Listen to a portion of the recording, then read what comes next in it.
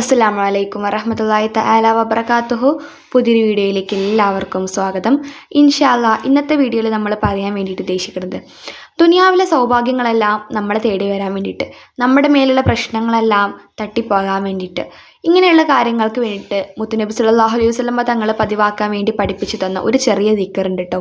ആ ഒരു ദിക്റാണ് ഇന്നത്തെ വീഡിയോയിൽ ഞാൻ നിങ്ങൾക്ക് പറഞ്ഞു തരാൻ വേണ്ടിയിട്ട് പോകുന്നത്.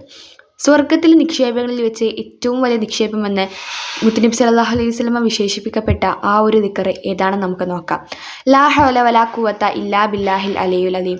ഈ ഒരു ദിക്ർ നമ്മൾ പതിവാക്കുകയാണെന്നുണ്ടെങ്കിൽ ദുനിയാവിലെ എല്ലാ സൗഭാഗ്യങ്ങളും അല്ലാഹു തആല നമ്മളിലേക്ക് അടുപ്പിച്ചു കൊണ്ടിരിക്കും. അഥവാ സൗഭാഗ്യങ്ങളെല്ലാം നമ്മെ തേടിയെത്തും.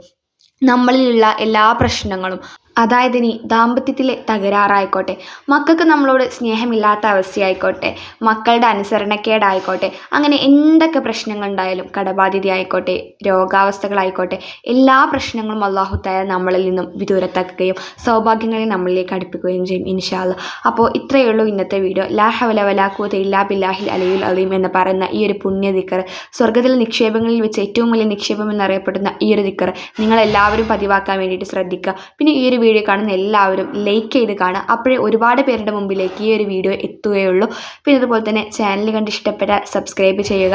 നമ്മുടെ വീഡിയോ കാണുന്നവർക്കും സബ്സ്ക്രൈബ് ചെയ്യുന്നവർക്കും എല്ലാവർക്കും അല്ലാഹു തആല ആഫിയത്തുള്ള ദീർഘായുസ്സും റഹ്മത്തും ബറക്കത്തൊക്കെ പ്രദാനം ചെയ്യട്ടെ.